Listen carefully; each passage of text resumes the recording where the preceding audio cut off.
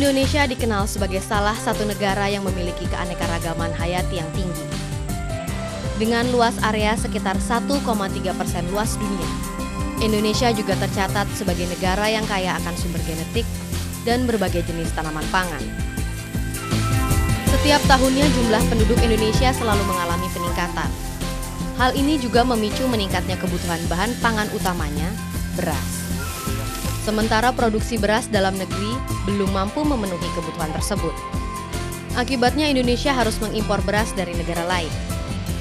Indonesia juga mengimpor kedelai dan jagung. Sejak tahun 2000, jumlah impor kedelai dan bungkil kedelai melebihi 2,5 juta ton setiap tahunnya. Dan impor jagung bervariasi dari 700.000 hingga 1,7 juta ton per tahun.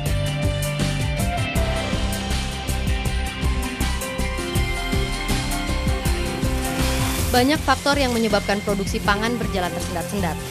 Masih banyak permasalahan dalam dunia pertanian kita yang belum dapat pemecahannya.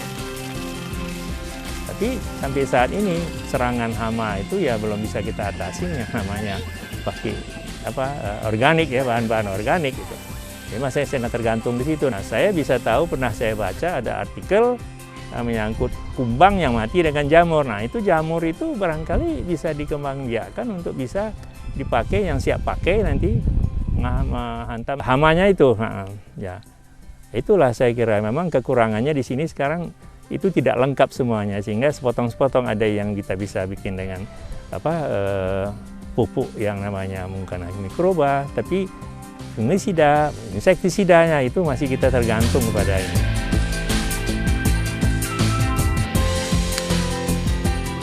Begitu banyak problematika yang harus dihadapi oleh petani di Indonesia. Keterbatasan produksi pertanian menghantarkan Indonesia masih mengimpor produk tanaman pangan utama. Kini intensifikasi pertanian dan benih unggul telah dikembangkan di negara-negara maju maupun berkembang. Hasilnya, benih unggul memiliki tingkat produktivitas tinggi serta tahan terhadap hama maupun penyakit tertentu. Perkembangan ilmu pengetahuan dan teknologi juga memungkinkan para ilmuwan menghasilkan benih unggul. Hal lain adalah sebenarnya bioteknologi akan sangat berperan untuk bisa meningkatkan produksi tanaman. Kita bisa melihat pemanfaatan mikroba untuk pengurai itu sebenarnya juga sangat berperan dalam proses peningkatan kesuburan tanah. Hasil yang bisa kita dapatkan dari penerapan bioteknologi pada tanaman itu sesungguhnya bisa pertama mengurangi, seperti sampaikan tadi, mengurangi pemanfaatan bahan-bahan yang memang berbahaya bagi kesehatan dan juga bagi lingkungan. Bioteknologi seharusnya dapat dikembangkan secara jelas melalui penyuluhan di lapangan untuk memberi informasi yang tepat tentang manfaatnya bagi kesehatan dan lingkungan. Jadi kalaulah memang kita ingin melakukan pengembang pertanian organik, kemudian pemanfaatan bioteknologi sebagai proses-proses untuk pengendalian hama, proses-proses untuk proses pensuburan tanaman, kemudian juga mungkin termasuk juga untuk pemuliaan, itu akan bisa sukses kalau memang pada akhirnya program ini bisa dilakukan secara massal. Ya memang di dalam proses penyikapan bioteknologi ini sendiri yang saya tahu cukup banyak juga memang kekhawatiran dari sebagian orang.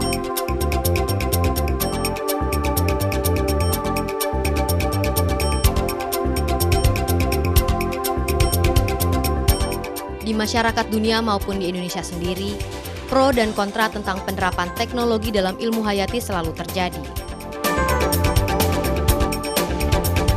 Menyikapi perkembangan bioteknologi untuk kemajuan pertanian Indonesia, para aktivis lingkungan turut mendukung penelitian pengembangan transgenik serta dampaknya bagi lingkungan. Jadi prinsip kehati-hatian ini mestinya harus dikembangkan dan diterapkan sejak dari penelitian skala laboratorium, kemudian pengujian sampai pelepasan varietas hasil produk rekayasa genetik ini. Yang terutama bagi Indonesia itu menjadi sangat penting kalau kita melihat lebih dari 60% masyarakat Indonesia adalah petani. Sedangkan produk dari bioteknologi modern atau rekayasa genetik ini ditujukan untuk pertanian. Masalah keamanan terhadap hayati, terhadap pangan dan kesehatan itu juga masih banyak diragukan. Pengesahan beberapa peraturan, salah satunya adalah Protokol Cartagena pada tahun 2004, membuktikan keseriusan pemerintah menanggapi bioteknologi tanaman pangan. Dengan demikian, pengawasan keamanan produk-produk pangan hasil bioteknologi akan lebih terkoordinir. Hal ini diperkuat lagi dengan terbitnya Peraturan Pemerintah Nomor 21 Tahun 2005 tentang keamanan hayati. Di samping itu, karena kita perlu suatu edukasi terhadap publik, ada juga suatu kegiatan yang terkait dengan public awareness. Oleh karena itu, beberapa saat yang lalu itu ada semacam workshop yang disebut risk communication yang diselenggarakan kerjasama antara ABSP yang dikerjasamakan lagi dengan AISA, dengan LIPI, Puslitbang Biotek LIPI di Indonesia. Bioteknologi bagi sebagian masyarakat Indonesia masih belum begitu populer, dikarenakan masyarakat kita masih menganut sistem pertanian tradisional. Disinilah peran lembaga-lembaga yang berkaitan dengan bioteknologi untuk memberikan informasi yang tepat kepada masyarakat.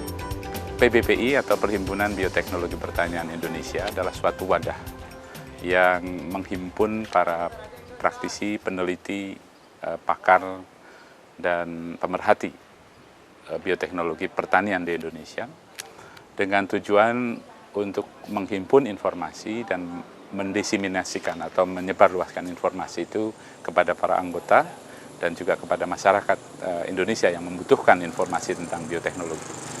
Oleh karena itu konsultasi publik atau katakanlah komunikasi publik akan sangat berarti dan PBPI punya peran penting di sana untuk menyediakan informasi yang relevan, kemudian menyebarluaskannya kepada masyarakat, tentu dengan bantuan berbagai institusi yang ada, apakah itu katakanlah Indonesian Biotechnology Information Center, Indobic sebagai salah satu node atau simpul informasi bioteknologi khususnya pertanian di Indonesia.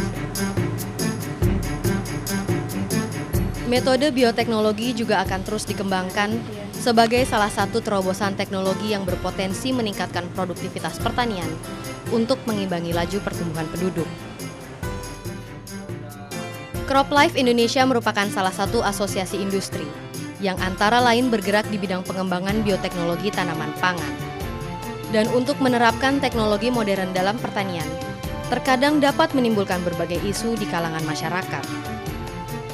Pro dan kontra itu wajar terjadi.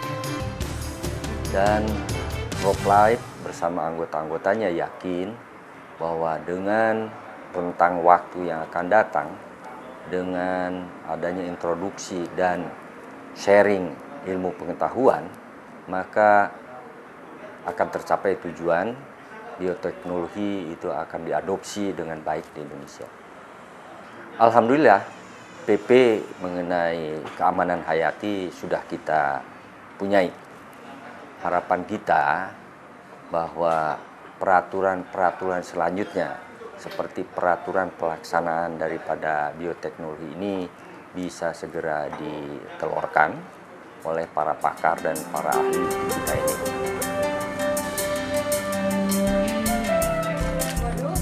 Laboratorium Bioteknologi LIPI, lembaga penelitian di Cibinong, Jawa Barat, saat ini juga tengah melakukan penelitian dan uji coba penerapan metode bioteknologi untuk melihat dampaknya terhadap lingkungan maupun tanaman pangan tersebut. Karena sebelum satu padi transgenik dilepas, selain kita harus membuktikan bahwa dia efektif terhadap klaim kita itu, kita harus melakukan serangkaian uji dampak lingkungan dan keamanan pangan. Seperti kita sudah melakukan dalam 4 kali percobaan lapangan yang kita lakukan, kita melihat dampak terhadap serangga bermanfaat, misalnya serangga yang merupakan musuh alami dari insek itu, kita lihat untuk memastikan bahwa dia tidak mempunyai dampak buruk terhadap yang bukan target kita.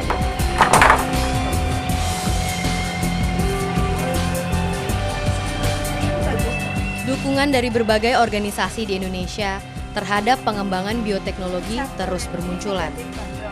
Mewakili kurang lebih 4.000 peneliti di bidang genetika, Gentic Society of America juga menegaskan bahwa rekayasa genetika tanaman akan meningkatkan kualitas lingkungan dan mengurangi pemakaian bahan kimia terhadap petani. Dan dengan penerapan bioteknologi secara tepat, petani dapat memperoleh hasil yang lebih tinggi.